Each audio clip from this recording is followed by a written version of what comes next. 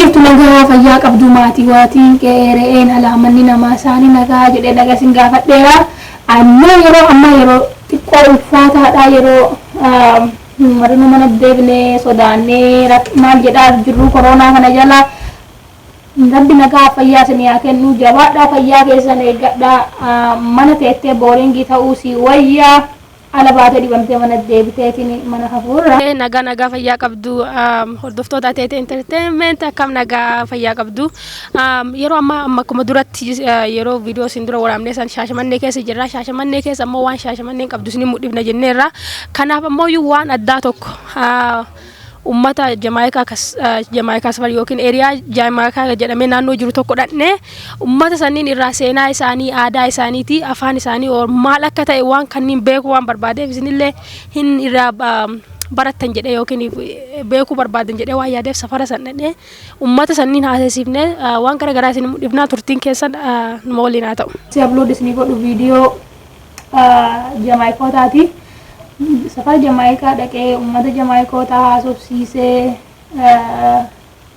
because maali jennaan like ummati kun ummata completely biyya biraati garuu Oromiyaa Shaashamannee keessa jiraatanii eessan achi dhaqanii relationship ummati kun ummata Oromoo waliin qabu maali ka jedhu waan beeku barbaadeef ummata san bira dhaqee haasofsiiseera viidiyoo sanillee ilaalaati waan viidiyoo sanii keessaa wanni ana ajaa'ibee Haile Sillaasee yeroo Jamaikaa dhaqeetti ummata Jamaikaa aadaa keessan hubadheera sinni keessan naagaleera kanaaf waan isin fakkaatu isinii godhe jedhee fidee ummata kan Oromiyaa keessa kaa'ee maaliif biyya Itoophiyaa keessa maaliif Shaashamannee fidee isinii kennee jedhee gaafadhee jennaani inni yeroo dhufe akkana understand isin godheera isin hubadheera isin beekeera waan keessan naagaleera kanaaf waan isin fakkaatu isinii godhe jedhee isin kaa'ee kana jechuun inni ummata Oromootiin nu akka maatii taane yookiin faamilii taane Welcome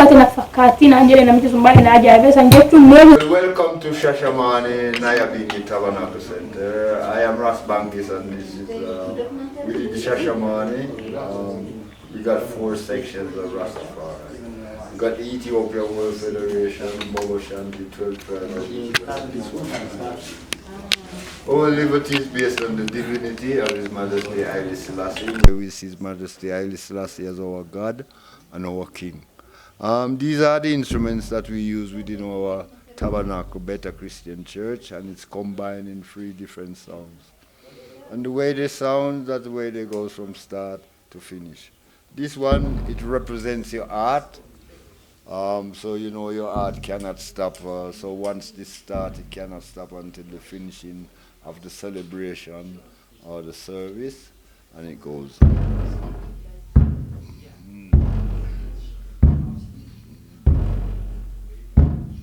The art is just beating, it is not saying nothing, right? So it's just beating. Now the second one, it say do good. Do good. Do good, right? And do good is automatically joined to the art, so the art start to say do good, right? Gaarii hojjedhu jedha muuziqaan kun jedhe.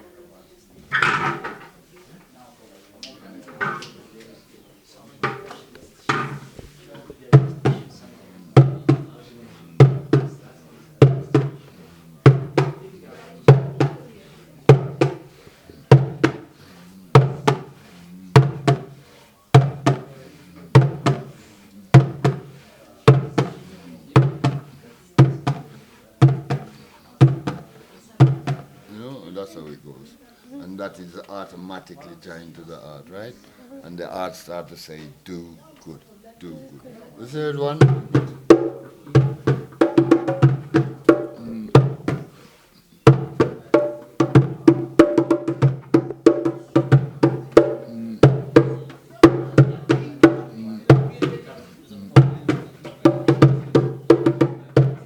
Right, so when that is all joined together, it is saying do good.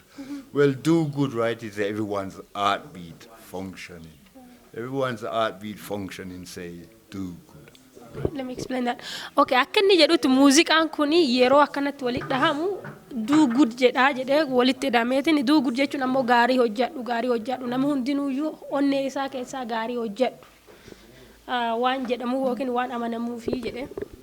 Thank you. Ateeteen maali jedhu akkuma beekamu sirna gadaa keessatti yeroo dheeraaf dubartiin biyya bulchiteerti. Sirna yeroo addunyaan isanuu yaadin irratti Ameerikaan maa fakkeenya fudhattan haga ammaa dubartiin biyya bulchitee hin beektu. Oromiyaa keessatti ammoo iyyuu sirna gadaa keessatti dubartiin biyya bulchiteerti. Kanaaf yeroo aangoon dubartii harkaa bahetti abbaa gadaatti kennametti sirna ateeteeti dubartii kenname. Sirni ateetee hoo maali? Ka jedhuu fi sirni ateetee guddaa. Garuu uummata dura isaa ateeteen maali jennee ilaallu ateeteen namni garoon hayyoonni gariin ateetee jechuun haadha Oromoo hortee haadha jedhanii gariin ammoo ateetee jechuun sirna dubartoota aangoo dubartootaatii jedha. Kanallee meebi booda clear waan ta'e adda baasuu danda'an ta'a. Hadhaaf garuu akkasumas beekaati sirna ateetee keessatti ateeteen gosa hedduu jira. So ateetee 4-5 akka maqaa isinii kaasa. Kanaaf ateeteen isa dura ateetee goraa yookiin ateetee adeemsaati. Ateeteen goraa yookiin ateeteen adeemsaa maali warra jedhuu fi ateeteen goraa yookiin ateeteen adeemsaa ateetee dubartiin mirga isiittiin kabajattu gabaabumatti. Fakkeenya mirgi isaanii yoo sarbame deettuun mirga qabdi, dubartiin ulfaa mirga qabdi, dubartii kanneen dubartummaan akkuma dubartiitu domestic violence irratti there so many things. Waan kanneen mararratti sirni dubartiin mirga isiittiin kabajattu sirna ateetee goraa irratti. Fakkeenya yeroo dubartiin intala ayyaa dhageettee oduun si geettee ana dhaananii dhageettee oduun si geettee hanfalaa qabaa dhageettee qanafaa qabaa dhageettee oduun si geettee. Ateetee goraa jala yoo inni dhageessanii jaalatan san jechuun mirga isii lallabattee walii himaatti like mirga kiyya sarbamee anaa qanafaa qabu jedhaniitiin sirna isaatiin nama isaan yakkisan adabsiisanii sun sirna ateetee goraa jalatti. In 1936, Italy came with their mustard gas chemical, right? Wanted Italy to be Ethiopia in the sun. Now, at the time, I seen them trying to capture the monarchy. Because if you capture the monarchy's independence would be over. Today, you still got your independence, plus the subjects would surrender, right? But His Majesty was 3 days ahead of them. Even though Italy did surround Ethiopia, His Majesty was outside of the surrounding area.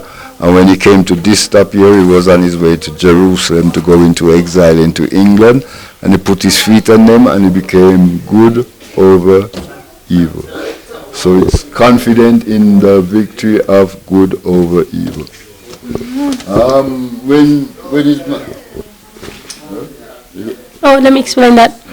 Yeroo Itaaliin isa qabuuf dhuftetti meeshaa waraanaa guutuu qabatanii yeroo dhufanitti inni hin jiru yeroo san Yerusaalem waan deemaaruuf karaa irra ture kan ammoo argee irra jetee suuraa ka'ee jedha.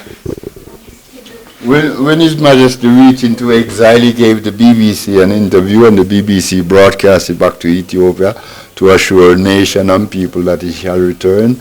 And in 1941, he returned as the returned Messiah. He left Ethiopia on the 5th of May 1936 and he returned on the 5th of May 1941 as the returned Messiah. The old royal line, which when the king was crowned in Ethiopia, the king used to crown 3 days before the queen, and the queen, she's crowned in the palace, not in the cathedral. But His Majesty saw that unbalance, so he brought it forward that his queen would be crowned with him on the day to balance everything. So when you balance it, it's a male, female coming together to make one perfect harmony, and this one represents the human fundamental freedom. This is where female from 1930, when Italy was gonna invade Ethiopia, and it goes, and they shall wage war on the Lamb, but the Lamb shall overcome because it's kings of kings. This one here, Marcus Garvey say, be as ateetee goraa akkasii ateeteen itti aanamu ateetee duulaa fi araaraati. Ateeteen duulaaf araaraa fakkeenyaaf ateeteen araaraa yeroo gosaaf gosti wal loltu yookiin naannoo wal loltutti giftii haadha siinqee madda araaraaf nagaa ka jedhan dhageettanii san jechuun yeroo gosaaf gosti wal loltu yookiin naannoo walloltu duba araarri yoo bu'uu dadhabe dubartiin hanfalaa olii hiitee siinqee isaanii qabattee faaruu isaanii faarsaa waraana gidduu seen waraanni kamuyyuu itti bu'uu jechuu akka sirna gadaa keessatti. So qabbaneessitu madda gaafa araara kadhaniif saniif duula irratti illee akkasuma yeroo waraanni duula deemutti dubartitu waraana kana duuba deemee eebbisee gaggeessaa ateeteen duulaaf araaraa kana fakkaatti. The father of Solomon and Solomon is the father of Menelik. Kunni maatii Solomoniiti. Who's he? Jesse. Okay, Jasin Abba. Jesse is the father. And there is David. Yeah, And there is Solomon. David. Then and there is Well, Jesse is the father of Solomon, of David, and David is the father of Solomon, and Solomon is the father of Menelik. In the Solomonic dynasty. This one is the person that His Majesty handed over Shashamani to, but he is now passed away. Solomon Wolf. what is his name? Solomon Wolf. Okay, let me explain that. Haile Selassie yeroo Shaashamannee sana jara tanaa kenne nama kanaaf kennee jedhe yeroo sana biyya sana dhufe. And what year was that? What year did he give him Shaashamannee? I believe it was 75, I believe. 70? No, 45. I can't really. 1945, okay. I can't really say what year. Okay. So basically He he's the was the person that His Majesty handed over Shashamane. okay. So he's the first person, meaning Yeah. like from Jamaica. It was 13 of them. It was 30. There's 13 of them. Okay. Yeah, And he's was- one of them. Yeah, he's one of them. Okay. When we first came to Shashamane, we had so much problem that we had to carry our case to the higher authority in Addis Ababa and put our case to them, and they dealt with it. What was some of the problem? Well, the first in the first 3 months I've been here, I got my foot broken, so you must know what. Really? Okay, yeroo durana dhufne challenge gara garaatiin nu qunnamaa ture jedhe sababa saniif jecha ijoollee teennaaf mana barumsaa geessuu qabnaa waliin deemuu qabnaa anaa waggaa 13 ta'e keessatti lutti na cabdee turte jedhe ol na cabsanii turan. His Majesty is the last descendants of the Solomonic dynasty. When His Majesty was the Minister of Education, he gave his palace for the first Ethiopian university. In 1930, he was crowned King of Kings, Lord of Lords, conquering Lion of Judah. Who crowned him? The people or? He was crowned in Addis Ababa. Okay. Where 72 different nations came and witnessed it. 72 different nations. Okay. So, King of Kings badhaafamee ture jedhe. Haile Selassie. Ateeteen malkaa mooyyuu kataan ateetee malkaati. Ateeteen malkaa yeroo yookiin caamee roobuu deetee rakkisutti. Yeroo yookiin roobi baay'ateetiin biyya rakkisutti dubartiin malka baatee rabbiin kadhattee falattee jetti achi booda roobi yookiin yoo roobuu baatellee roobaa fi yoo caamuu baatellee caamaaf rabbuma qarqaraa jechuudha. Because garaan dubartii qulqulluu waan ta'eef rabbillee dhagahaa fi so ateeteen malkaa kana ateet. See Haile Selassie in his glory. See? And then that don't look like a white man, does it? Yeah? See, Faranjii fakkaatuuni. Yeah, you're right. He doesn't. He's an African man. in 1917, he was first crowned, where he was first crowned king as regent, right? In 1917. 1917 yeroo duranaatiif badhaafamee jedhe. In 1930, he was crowned Alpha and Omega, mother and father of creation. Okay, what year was that? 1930. 1930 King of Alpha badhaafamee jedhe isaaf King of King haadhaa fi abbaa biyya tana akka haadhaaf abbaa biyya tanaatitti. Alpha and Omega, mother and father of creation. Right. The Solomonic sword was in a contest with King George of England, where King George cut an apple into 12, and the Solomonic sword cut it into 13. Okay. Over late, Naya being the chairman, work before he passed away, Rasmoya, and this is Rasmoya. Rasmoya. Yeah. And that is work before he passed away.